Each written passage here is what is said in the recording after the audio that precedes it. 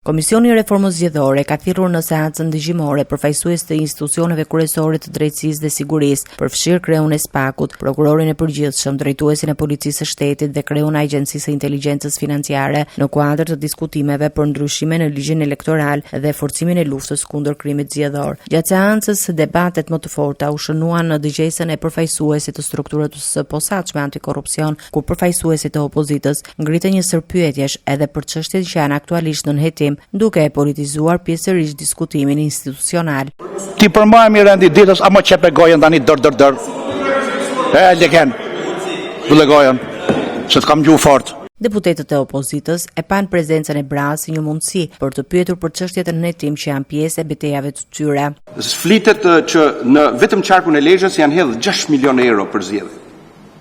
Nga burojnë këto lekë? Nëse unë do vijen seancën tuaj dhe do thoja që kam dëgjuar që flitet që janë paguar 600.000 euro për zgjedhje në këtë qark. Po ta pranoni si prof për të akuzuar dikë tjetër? Merakut të Albana Vokshit për patronazhistët e PS-s, kreu i SPAK, Braho ju përgjigj se SPAK nuk e ka këtë kompetencë. Në dispozitat e kodit penal, në seksionin 10, në kreun përkatës që bën fjalë për krime zgjedhore, nuk ka një vepër penale që të ndëshkojë penalisht patronazhimin.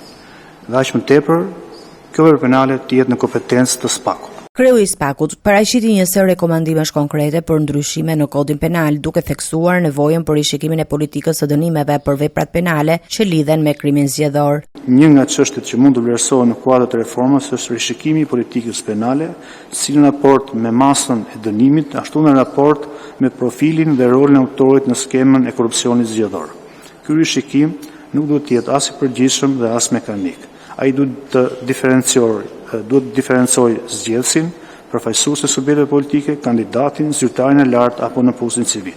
Në fokus të diskutimeve ishte edhe task forca e ngritur për zgjedhjet e vitit 2025. Çfarë nuk funksionoi?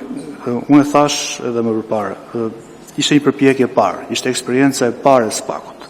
Dhe si një eksperiencë e parë, sigurisht shumë gjëra dhe për SPAK-un ishin të panjohura dhe u përballëm dhe me eksperienca të reja, të cilat duhet të shërbejnë dhe si një përvojë për herën tjetër.